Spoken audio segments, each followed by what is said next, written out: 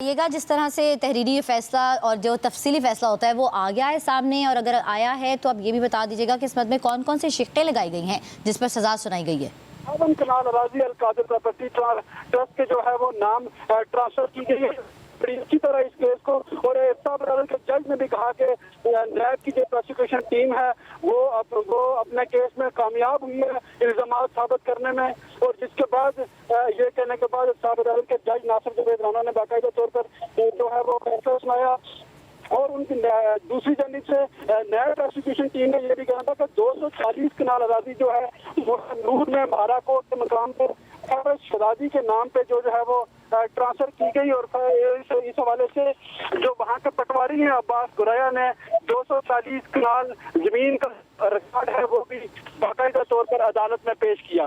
पहले इस प्रॉपर्टी में जो है बानी पीटीआई बुशरा बीबी बाबर अवान जो है वो प्रॉपर्टी के ट्रस्टी थे और बाद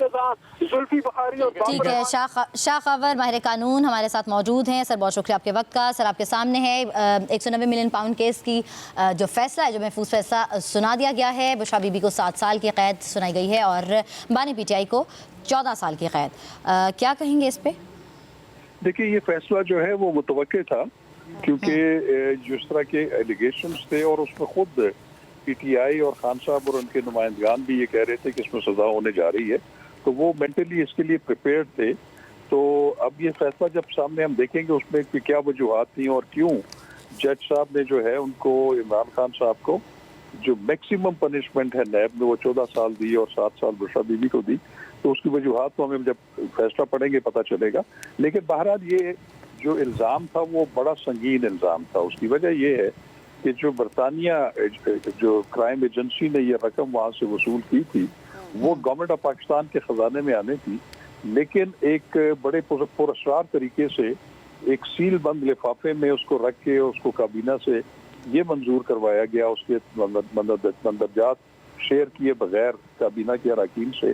तो उसके नतीजे में वो रकम जो थी वो सुप्रीम कोर्ट में मलिक रियाज साहब का जो अकाउंट था जिसमें उन्होंने 460 बिलियन रुपीस जो है वो उन्होंने जुर्माने की अदमत में या जो भी इनकी लाइबिलिटी थी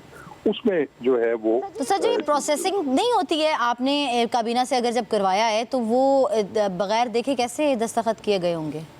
ये तो फिर इसमें जो गवाहान थे उसमें तो कुछ काबीना के अरकान भी थे, जिसमें जुबैदा जलाल भी उस वक्त मिनिस्टर थी। उन्होंने भी बतौर इस्तगासा के गवाह के वहाँ पे गवाही दी और उनके प्रिंसिपल सेक्रेटरी जो थे उधर बैठे थे, उन्होंने भी इस बात की गवाही दी कि वो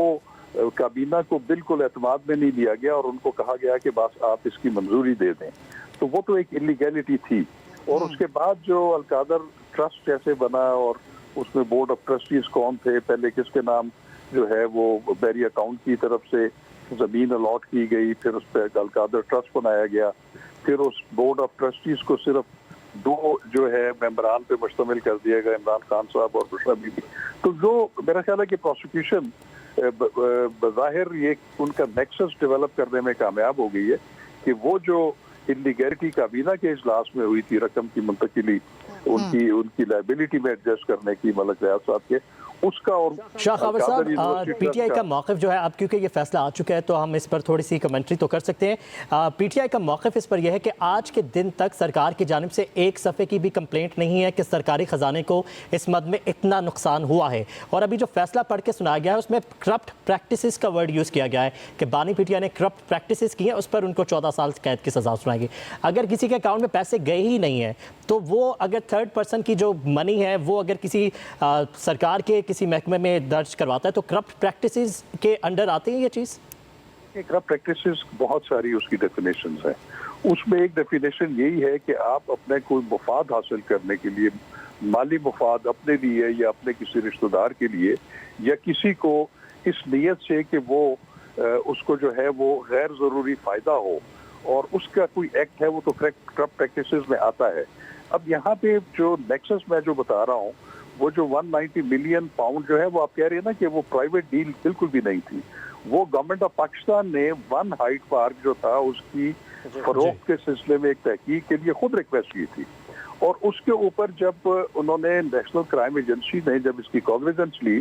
तो उन्होंने इस पे ये लाइबिलिटी जो है वो तयन की, जिसका फिर उन्होंने मलिक रियाज के बेटे ने आउट ऑफ कोर्ट सेटलमेंट करके ये लाइबिलिटी अपने ज़िम्मे डाल दी और उसके नतीजे में ये रकम, और चूंकि इस पे बैनुल अक़वामी कवानीन मौजूद हैं